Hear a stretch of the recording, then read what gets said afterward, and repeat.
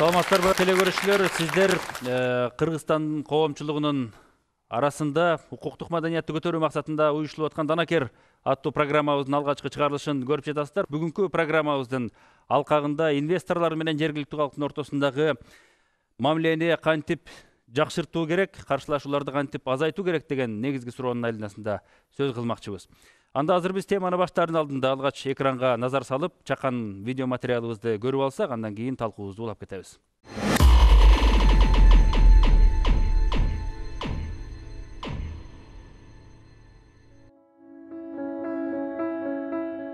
Кыргызстанда акыркы 4 жылдын ичинде геништетүүгө келген чет элдик инвесторлор менен жергиликтүү тургундардын ортосундагы пикир келишпестиктерди чагылдырган пикет митингдердин саны кескин өскөн.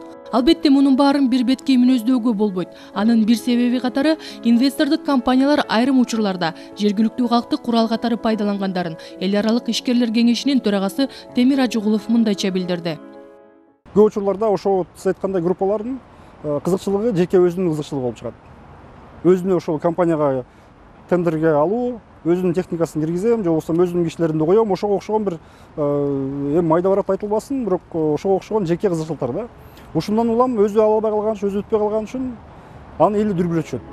Анын айтымында эл менен инвесторлордун ортосундагы пикир келишпестиктерди тиешелүү мамлекеттик органдар убагында көзөмөлгө алып, түшүндүрүү иштерин жүргүзүүсү кажет. Себептен мамлекет болгондон кийин мамлекет ортодогу баарын башын бириктирүүчү орган болуш керек. Себептен мамлекет ошол компанияга мамлекет уруксат берген, лицензиясын берген. Албетте өлкөбүздө келип жаткан инвесторлордун баарын эле таза деп айтууга да болбойт. Арасында элдин кызыкчылыгын эске албай, кыска убакыттын ичинде өз капчыктарын кампайтып кетүүгө камынгандары дагы жок эмес. Мындай учурларда мамлекеттин жоопкерчилиги абдан маанилүү. Эми ошол чет өлкөлүктөрдүн маңдайында бул кузгун экен, бул мындай абийирдүү инвестор экен деп жазылуу эмес да, туурабы? Ал жерде ар кандай схемалар, ар кандай оюндар жүрөт. Ал оюндарды ал схемаларды эч ким тыюу сала албайт. Ал схемаларды ошол батыштын бийликтери дагы тыюу салганга акысы жок.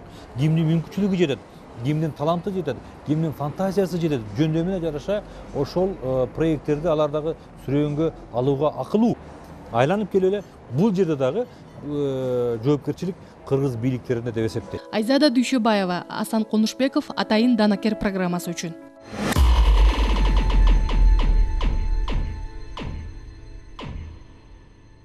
Азыр эле сүрөттө айтылып кетпеди. Бул чөйрөдө акча көп, ар ким өзүнүн кызыкчылыгын көздөгөн адамдар бар.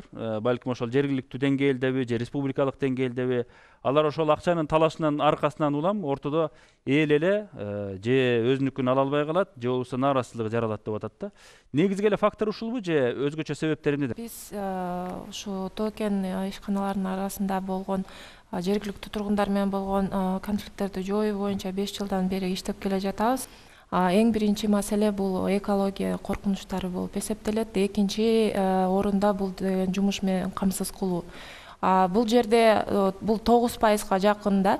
Эмне дегенде көбүнчө жумуш орундарын ошо токен ишканалары таркаткан учурда көбүнчө чет жакадан келген специалисттер келип иштешет жана жергиликтүү тургундар ошо жумуш орундарына ээ болбой калышына аябай чоң көйгөй болот. Андан кийин ошондой эле биздин тажрыйба жүзүндө көргөнүбүз бул маалыматтын жетишсиздиги. Бул кээде бир аймактарда жергиликтүү тургундар жада калса айыл өкмөттүн башчылары ошо компаниянын атын да билген эмес болот да.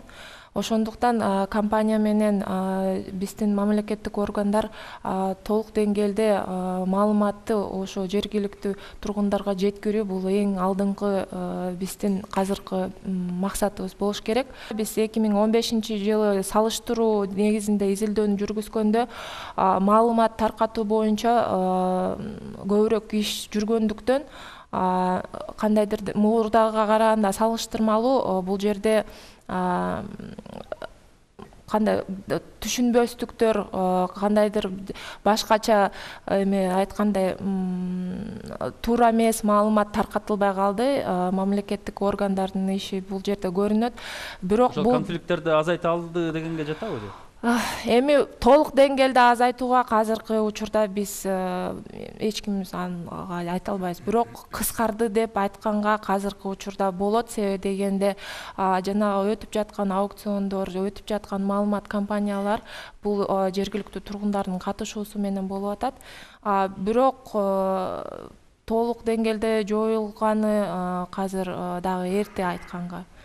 Улан мырза, өзүңүз дагы ушундай жагдайлар жарала калганда, конфликт учурлар боло калганда катышып байкоо жүргүзүп атпайсызбы? Ошол жагынан алганда бүгүн ошол инвесторлорду тартып келүү жана аларга ушул жерден шарт түзүп аларды иштетүү жаатында өкмөт, инвестор, андан кийин жергиликтүү калк деген ушул үч илтик турат да, үч бурчтук. Мына ушул үчөөнүн ортосундагы жанагындай талаштар негизгилери белгиленип өттүбү азыр же сиз кошумчалай турган жагдайлар барбы? Негизги айтыңыз, бу жерде үч инвестор, эл, анын ортосунда бийлик болуп атат да. Анан ушул бийлик эми ушу сырттан келген коноктуу инвесторду элге кандай көрсөтөт? Бизде көбүнчө эле эң чоң кемчилик бул донор катары көрсөтөт да. Бир бетке, бир мындайча айтканда гуманитардык жардам алып келип аткандай эле бизге пайда түшөт деп эле алар келатканда эле ураан чыгып киришет. Өкмөттүк позиция ошондой болуп калат. Өкмөттүк позиция. Анан кийин бул донор эмес, булар бизнесмендер. Булардын да өзүнүн пайдасы бар. Биз ошондой элге тартуулашыбыз керек да. Экинчиден, мунун чечүү жолу ан үчүн тамырын изилдеп көрүш керек. Эмнеден башталган? Мына Барскон окуясына чейин бул маселе көп козголгон эмес болчу. Эл качан козгоду? Ошо Барскон окуясы башталганда эл коопсуздана түштү да. Ошон үчүн мына азыр Таласта жер үй компаниясын ачканга аракет кылып атат. Мен ойлойм да, бул компания келгенде бир бетке эле ошол кеңди казуу үчүн бир максат алып келбестен, ошол компаниянын тегерегине дагы бир нече долбоорлорду ишке ашырыш керек. Пакет кылыш керек. Дагы бир уюмдарды, эл аралык болобу, сырттан дагы бир уюмдарды ачып, ал жерде жумушчу орунда болот. Көбүрөөк болот. Баягы. Экинчиден коопсуздук маселеси дагы. Мына Барскондо окуя болгондо чында МЧС неме болду, жергиликтүү жетишкен жок, эч ким эчтеке кыла алган жок. Ошонун тегерегине ошондой уюмдарды, сейсмологиялык уюмдардын баарын, эл аралык лабораторияларды, ошолордун баарын түзсө, мына ошондо көп маселе чечилет эле дагы. Биринчиден ошол элдин астында ачык айкындуулукта болмок. Ошол элдер өздөрү дагы ошол компания менен бирдикте иш алып бармакта.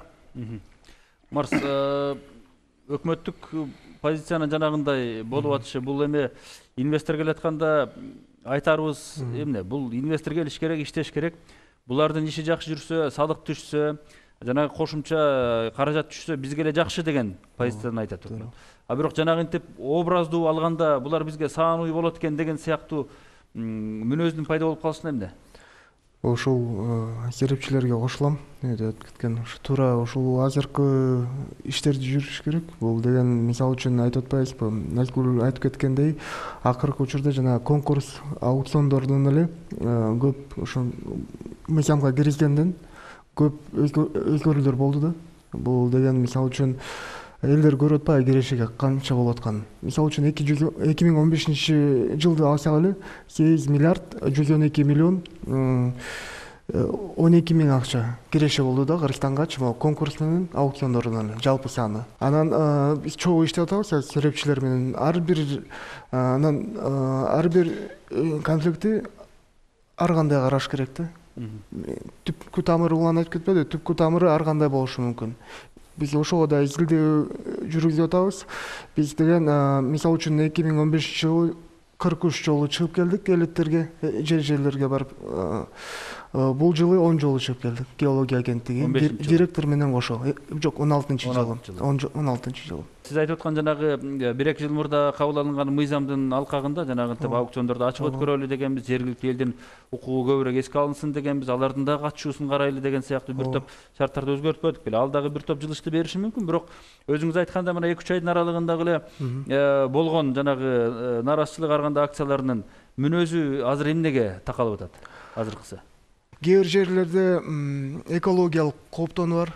Аны караш керек. Сөзсүз экологиялык кандайдыр бир кооптонуу болсо, ошол элди угуп, карап, изилдеп, геология агенттиги сөз түрдө эле иштете койбойт муну. Бул караштырып, бүт экономикалык, экологиялык жактан алдын ала изилденет ошону баардыгы. Андан кийин макулдугун берет. Талайкөл эжеке, инвестордун алайда иштейби, ат башыда иштейби, же көлдүн аркы башында иштейби, кайсыл жерде болсо дагы азыркы мыйзам боюнча ошол жергиликтүү элге сөзсүз түрдө түздөн түз пайдасы бар да.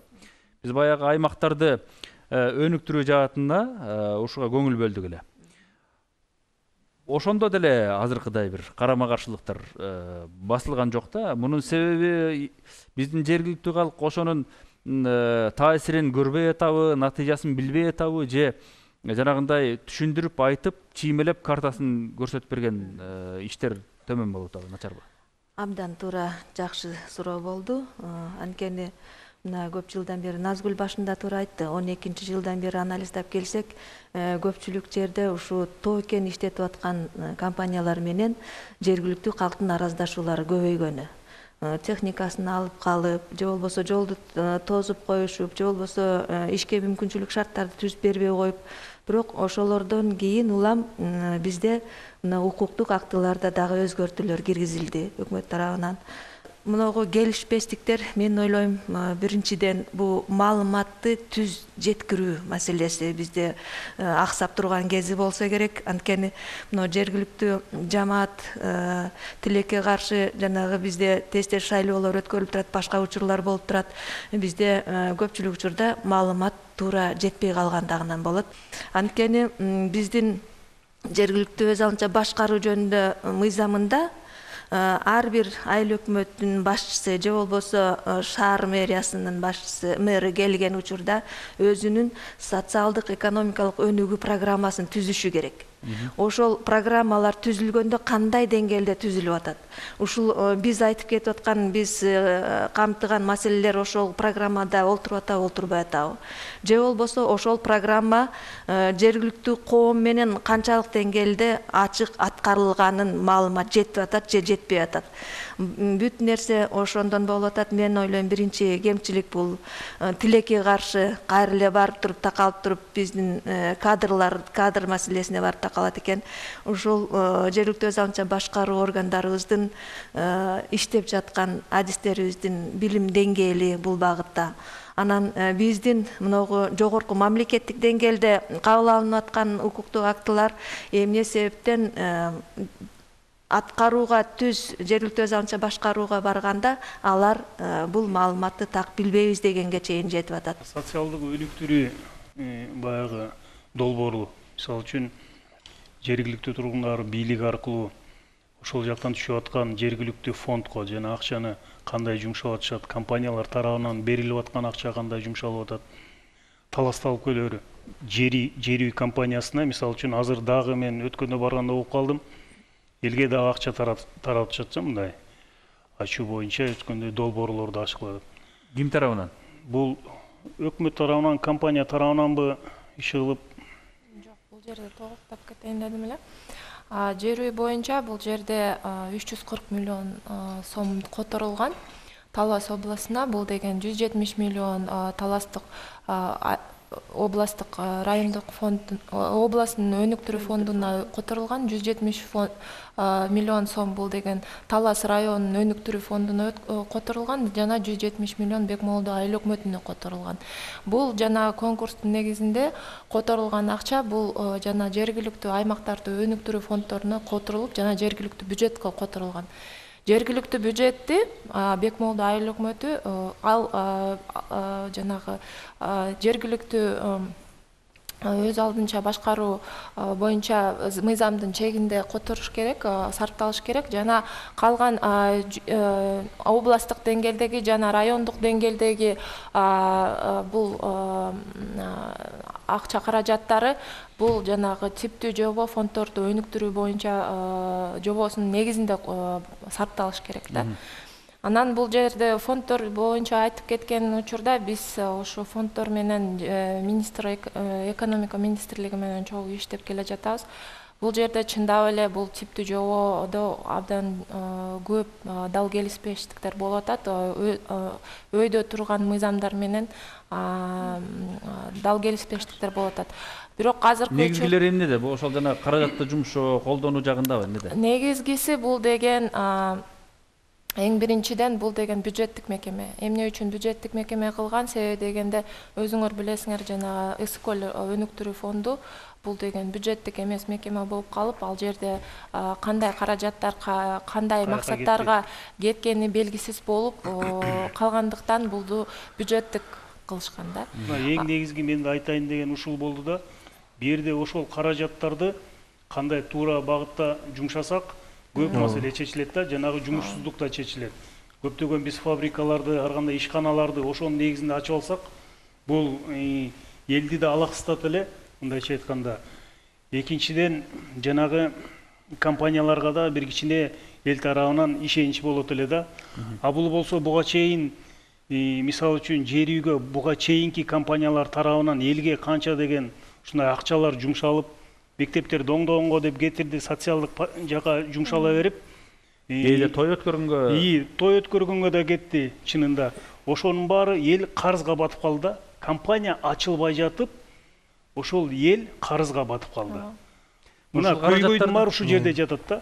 Карабайсыңар, эми ошо бир эле айыл өкмөтүнө 3 миллион доллар да бюджетинде болуп атат. Эми эл ошону туура колдонгула дейт. Ошону туура жумшаш керек. Ошол акчалардычы эл ошону карап турат азыр ошол жердечи.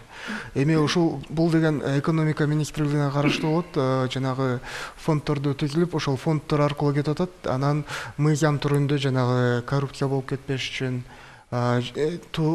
социалдык кандайдыр проекттерге колдонулат, бирок көбүнчө ошол акча экономикага саптырылыш керек. Кайра эле ошол жер казнасы иштетип бүткөндөн кийин ошол жерлерде ишканалар иштеш керек. Ошону ойлонуш керек да эми.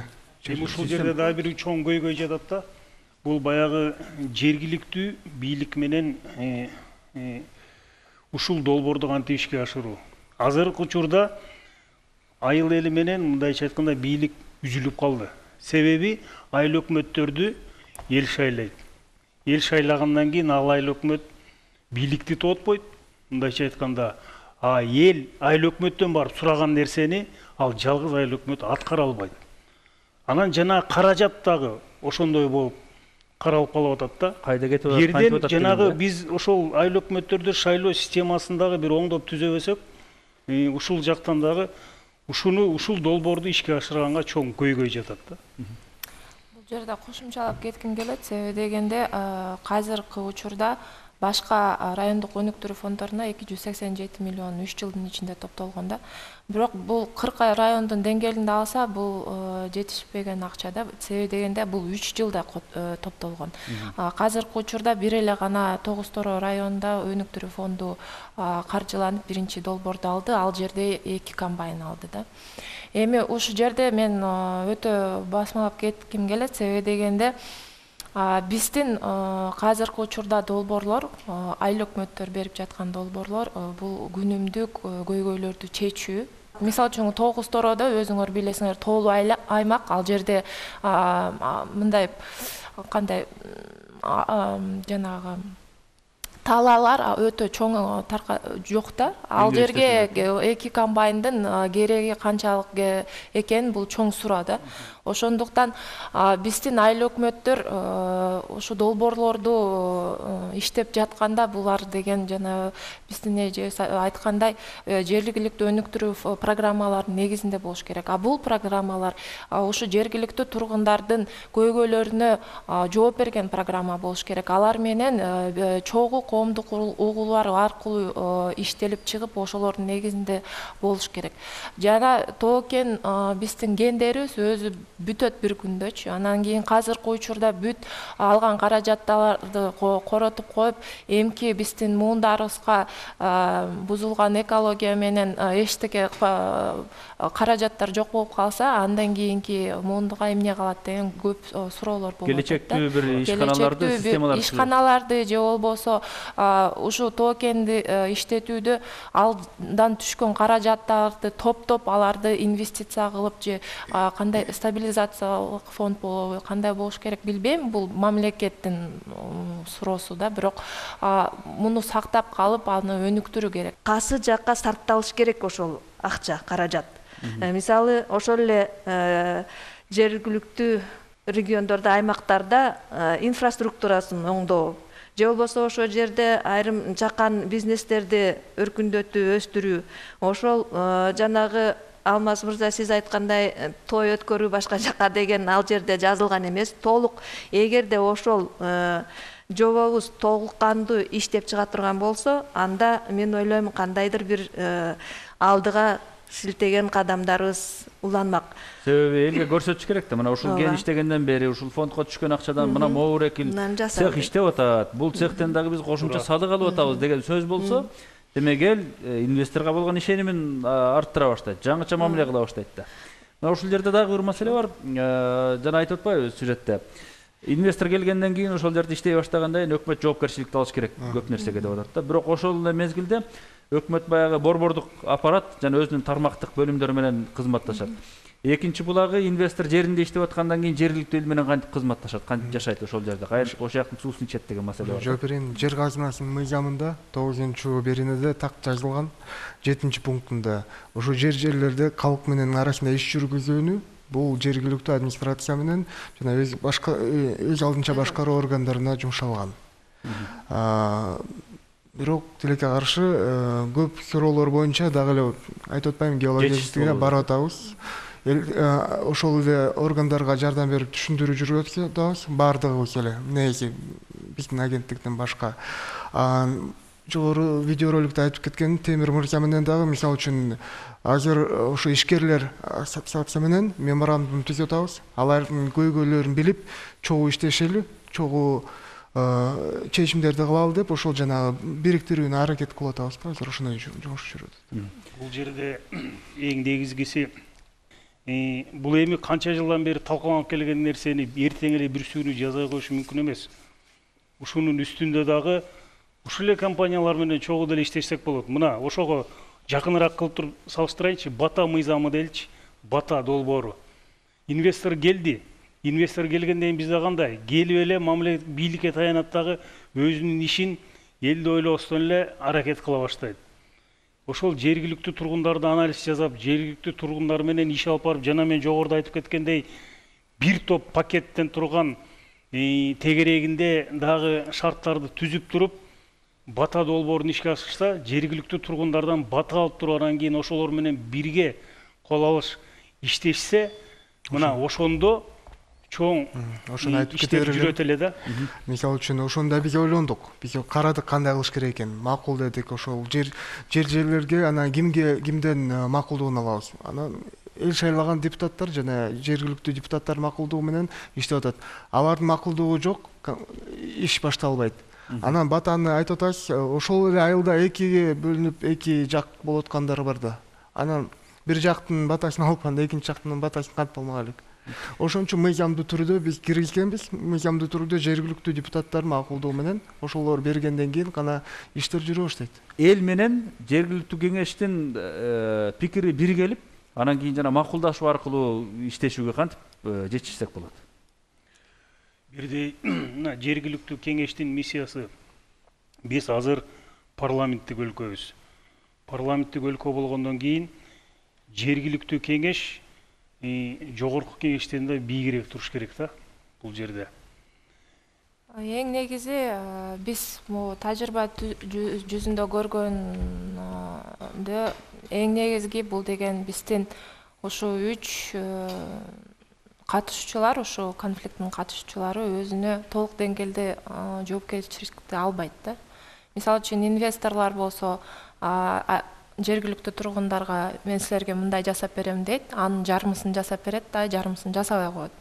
Мамлекет болсо толук деңгээлде өзүнүн жоопкерчилигин да албайт.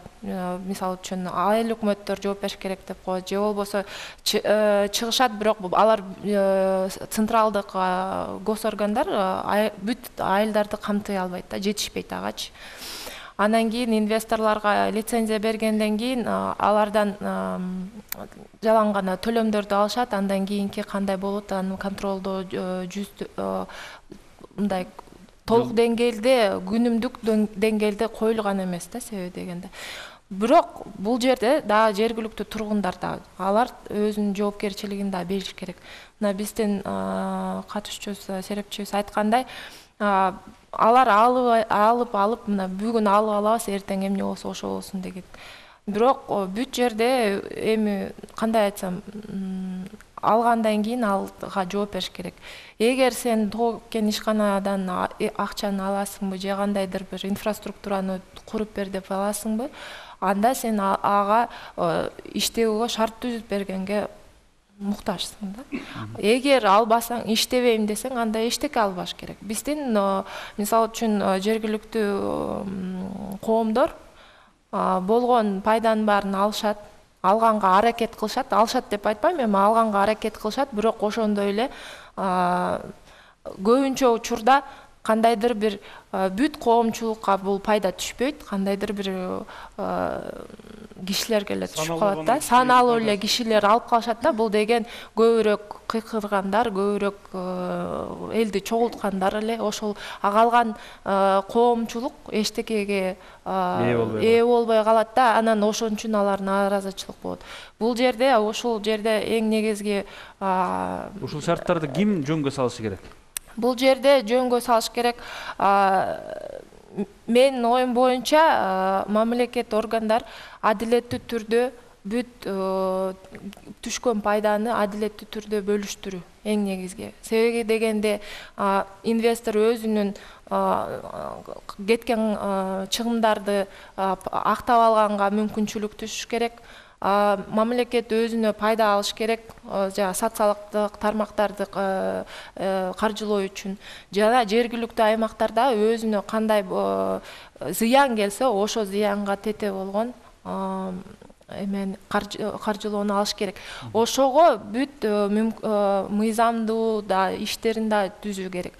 Азыркы учурда мыйзамдарды иштеп келе жатат. Өкмөт такыр иштеген жок дегенге туура эмес да. Бирок иштеп келе жатат, бирок толук эмес. Мисалы үчүн ошол эле өнүктүрүү фонддорду алсак, 20% бул деген 2%-тын 20% жергиликтүү бюджетке түшөт да. Бирок ошо жергиликтүү бюджетке түстөн түз түшөт деп коюшканда, эгер компания бир айыл өкмөт эмес, 2-3 айыл өкмөттүн жеринде жайгашкан болсо, ал 20% кандай ортосунда бөлүнүшөт деген жок биздечи. Ошондуктан башка айылдар айтышат, менин деле жеримде иштетип атат, казып атат, а эмнеге мен аны албайм деген суроолор болуп атат да. Ушул жанагы каражат жагынан дагы, экологиялык жагынан дагы, жана башка ресурстук жагынан дагы канчалык деңгээлде баланс бар? Кайра эле инвесторлор келгенде алар өзүнүн бир эрежелерди күтөт да, кандай эреже менен иштешек депчи. Кайра эле келип мыйзамдарга такалып атабыз да. Ошо мыйзамдарда так жазылып аткарылган. Анан дагы азыр биз мамлекеттик геология агенттигинен дагы өзгөрүүлөрдү киргизген атабыз. Ушул Назгүл айтып кеткен жооптор боюнча дагы, анан өзүңөр билесиңер, бул саясат болсо экономика министрлигине караштуу да, биздин саясат. Анан экинчиден дагы бир айтып кетерим, ушул маалымат жагынан да көп иштерди жүрүш керек да. Ушундай долбоор, данекерге окшогон долбоор ачып, ошондой түшүндүрмө иштерин, экологиялык жактан түшүндүрмө иштерин көбүрөөк жайылтып, негизи ОТРК каналынан көрсөтүп, анан жерлерге барып, ошол көп элдер ушул маалыматты сурап атышат, экономикалык маалыматты сурап атышат. Бөлүштүрүү кандай болуп атат? Могу бир айыл Назгүл айтып кеткендей, биздин айыл тийиштүү эмес экен, бирок жолу өтөт экен бул машинелердин. Бизге кандай кириши болот деп ошонун баарын көрүп атышат. Ошол үчүн көп жайылтуу Мунун баардыгы мыйзамдык жанагы келишимдик жоболордо баардыгы жазылган да? Негизи жазылган ооба, бирок кээ бир өзгөрүүлөрдү кириш керек болуп атат. Ошондой. Мен кеңеш аркылуу да кошумчалап кетейин. Жана маселе козголуп калды. Ушу жергиликтүү кеңеш кандай иштеши керек? Эмне себептен биз ошол кандайдыр бир өнүктүрүү фондунда же болбосо геология, госгеология жанагындай конкурс өткөрүп атканда сөзсүз түрдө ошол жергиликтүү кеңештин депутаттарынын мүчөлүккө кошуп атабыз. Анткени кеңеш бул өкүлчүлүк орган, жергиликтүү ошол аймакта шаар болобу же болбосо айыл өкмөтү. Ошондуктан депутатты көбүрөөк тартышыбыз керек. Мыйзамыбыз бар, жергиликтүү кеңештин депутаттын статусу жөнүндө. Ошол жерде ар бир депутаттын компетенциялары баары жазылып кеткен дагы, тилекке каршы бүгүнкү күндө ошол компетенцияларды депутаттар өздөрү да толук билбегендиги дагы болуп чыгып атат. Анткени ошол биз жалпы жамаатты тарта албасак дагы жок дегенде ошол депутаттар аркылуу иштешибиз керек. Анткени ошол депутаттар 4 жылдык мөөнөткө келип шайланып аткандан кийин кеңешке алардын ар бирөсүнүн артында шайлоочулар бар, жашоочулар бар. Баарыбызга жакшы маалым, 60%дан ашуун жашоочулар баарыбыз элет жеринде, айыл жеринде. Демек, ошол жерде айыл жеринин канчалык өнүгүүсү болсо, ошончолук биздин өлкөбүздө дагы өнүгүү болот деп ишенип кетем. Анткени мынагы биз дагы азыр мамлекеттик орган катары, мамлекеттик агент катары биз дагы азыр долбоорун сунуштап киргизели деп атабыз. Анткени практика бизди көрсөтүп атат. Но жергиликтүү кеңештердин депутаттары кандай болушу керек? Эгерде жогорку кеңеште болгону критерий 21 жаштан жогору боло турган болсо, жергиликтүү кеңеште ошо жок дегенде ошол возрастной ценз дагы коюлган эмес. Ошон үчүн кандай сапаттуу бизге депутаттар келип отурат? Ошол жамааттын көп нерсе көз каранды болот да. Көп нерсе чыгат. Анткени жеринде кабыл алынган буйрук болобу, токтом болобу, бүт баары тең ошол жергиликтүү кеңеште кабыл алынып отурат. Канчалык деңгээлде ошол туура кабыл алынып атат, ошону биз биринчи кезекте ошо депутаттарыбыздын сапатын жогорулатышыбыз керек. Урматтуу телекөрүүчүлөр, сиздер Данакер аттуу программаны көрдүңүздөр. Бүгүнкү көрсөтүүдө биз сиздер менен инвесторлор жана жергиликтүү калктын ортосундагы каршылашуу, ар кандай нааразычылыктардын келип чыгыш себептерин көбүрөөк сөз кылдык. Бирок ошол себептердин аркасында кандай чечүү жолдору, эмнеден улам кандай жагдайлар келип чыккандыгын дагы ачык айкын көрсөттүк окшойт. Чечүүнүн жолдору биздин колубузда турат, бирок ошону балким бирибиз түшүнбөй атабыз, бирибиз көрбөй атабыз, үчүнчүбүз балким жасабай коюп атабыз. Мына ушунун баардыгын комплекстүү түрдө алдыга жылдыра турган болсок, биздин көп маселебиз өзүнөн өзү жөнгө салынып, бир топ көйгөйлөр чечиле тургандай шарт бар экен деп дагы белгилөөгө болот. Биз кийинки программаларыбызда дагы коомчулукту тынчсыздандырган көйгөйлөр жөнүндө сөз кыларыбызды белгилеп кетели. Саламат калыңыздар.